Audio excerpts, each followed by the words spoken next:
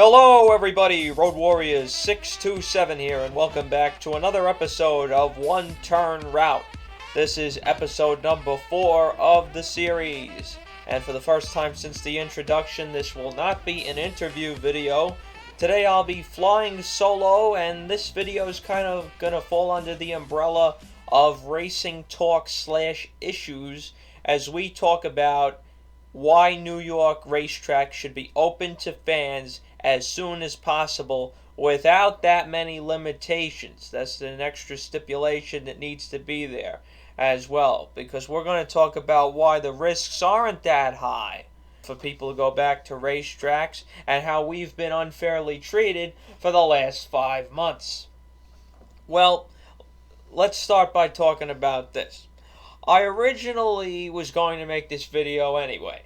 I was going to make it soon, probably over the weekend, and talk about why fans need to be back at racetracks as soon as possible.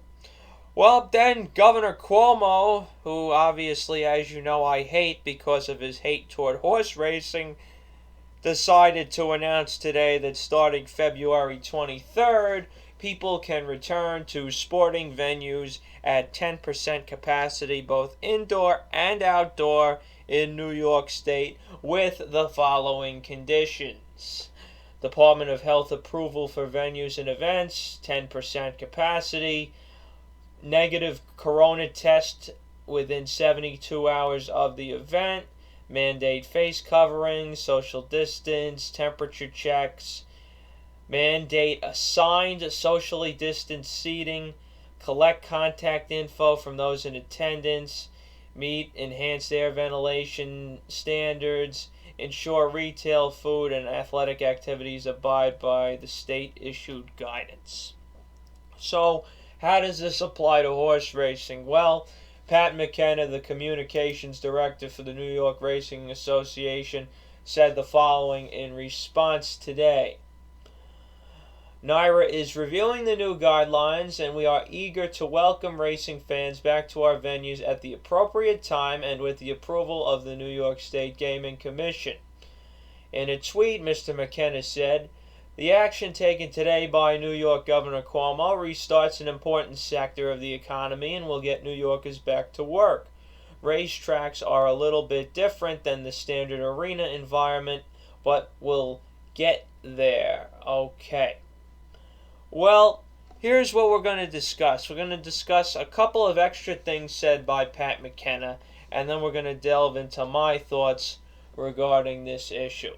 So one of the first things I wanted to tackle was one of Pat McKenna's extra comments here. Okay, so actually let's take a look at his statement that he made that was published in the Thoroughbred Daily News. Sports and entertainment venues in New York are responsible for tens of thousands of jobs and billions of dollars in economic impact. NYRA applauds Governor Cuomo for taking action today to get New Yorkers back to work and fans back in seats.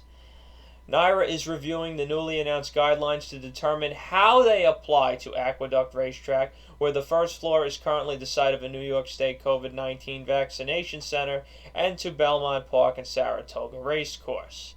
And then followed by the quote that I said already. Another thing I wanted to point out that Mr. McKenna said happened on Twitter, and that was a response from somebody who, like me, is pretty upset by the whole deal and isn't really buying any of this soft talk. We more just want to see the places open because we feel that the risk is not high and that we've been shut out for the last 5 months. Rich at Rich Gets Rich A7 on Twitter says, "If Belmont, at least weekends, and Saratoga full-time don't happen, NYRA is a disgrace. Can gamble indoors on slots but not go to track outdoors? Saratoga especially depends on it. Hand over to PETA on a platter if you don't make it work. Businesses will turn on you." Pat McKenna replies, "Who said anything about that? We have vaccination sites at both Aqueduct and Belmont, so there are safety questions that need to be addressed. We have both indoor and outdoor areas and hospitality that are different than the indoor arena environment or the outdoor stadium." Alright, so now we're going to kind of transition into my thoughts on this issue here. And hospitality, nobody cares. We don't care. I bet you ask 95% of New York racing fans, they want to go to the track, they want to see the horses, they want to bet on the horses, and they want to have a nice place to watch the race. That's all we care about. That's it. Nothing else. And just reopening the track, that'll do the trick. We don't care about the indoor hospitality areas, to be honest with you. Also, they say, Pat McKenna says here, we have both indoor and outdoor areas in hospitality that are different than indoor arena environment or outdoor stadium. Well, Citi Field is largely an outdoor stadium. However, there are places in Citi Field that are largely indoors. Consider the first floor is mostly covered. The third floor has that area behind home plate that I've been in. I think it's called the Hyundai Club, that you have to go through to go to different parts of the of that level there. So really, any sporting venue that's large is good, and even if it's mostly outdoors, going to have some indoor venues. Obviously, Belmont is similar in that the first and the second floor are mostly inside. The third floor, while inside, is also open air. There's no windows. The air flows right in, which makes it so great in the spring, summer, and fall.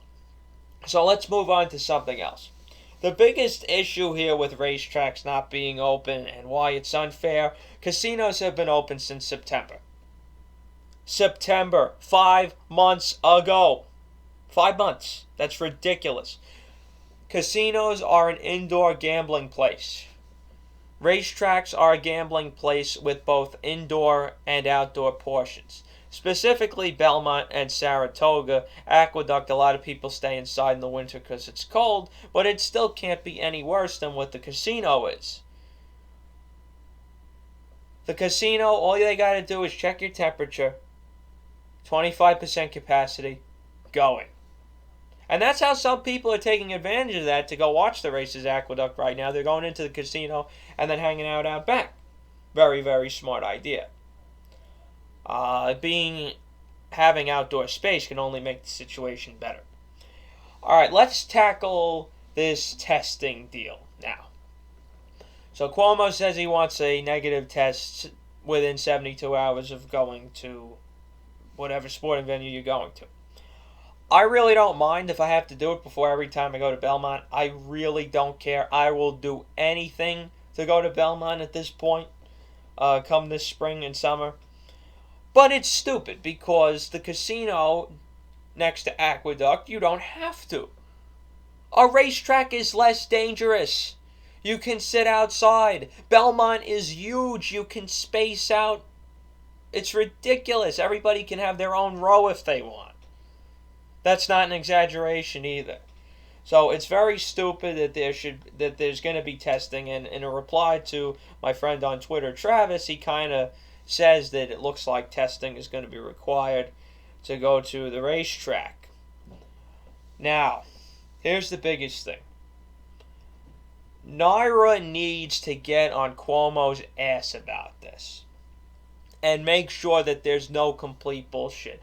If you tell horse players that they need to sit in assigned seats for every race, and chances are NYRA is probably going to try and make money through that and charge for reserved seats, you are not going to get a good result. People are going to be pissed off, and people might stay home, people might write nasty letters, people might make nasty YouTube videos like I'm doing.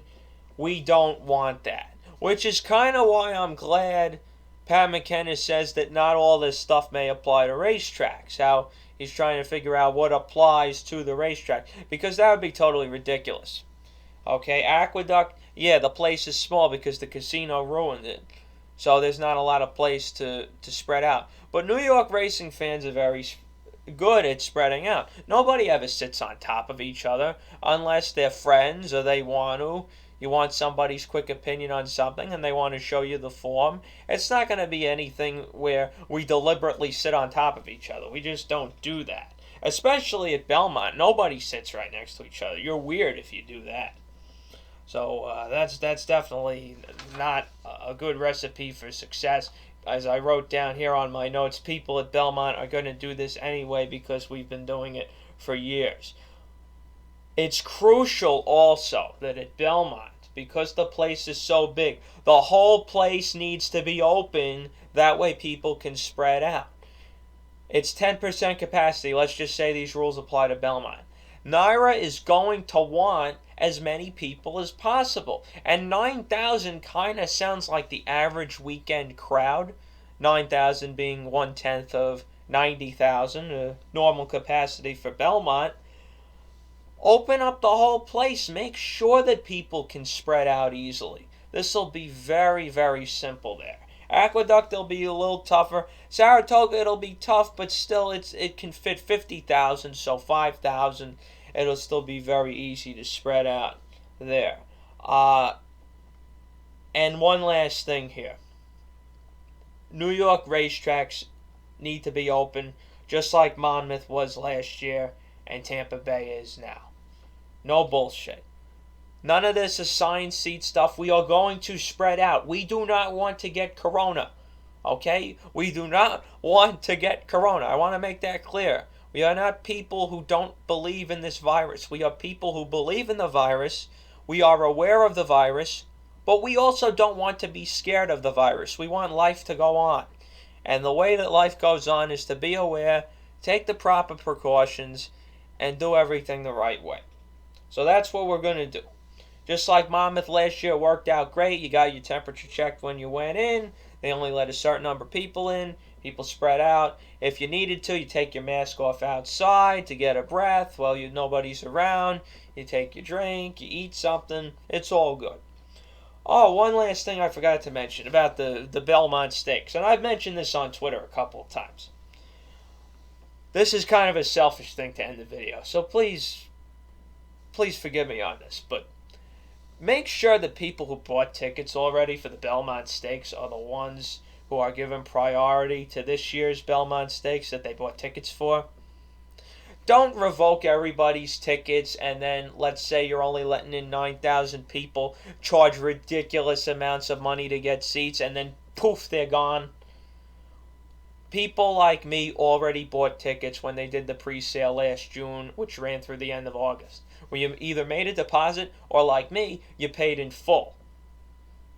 I'm also supposed to get some sort of credit on top of it, so I can't wait for that. But, yeah, make sure that we get what's right, because I already paid my $300 for me and my dad and my 3 friends to go. So please don't pull any bullshit, NYRA. We're counting on you. And we know that NYRA likes to pull bullshit because they want to destroy Belmont Park and they want to put up a grandstand that's a third of the size of the one that's there now.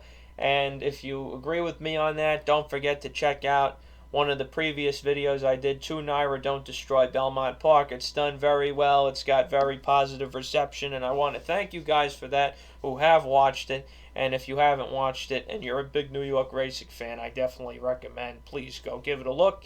And if you like it so much, please share it with NYRA. And don't tell me that you like it, tell them, because they're the ones that can possibly ruin the place. And if something like this ever happens again, you're not going to have that big grandstand to spread out, and they're not going to have all those loads of people there on Belmont Stakes Day. Plus, our experience as fans might be ruined.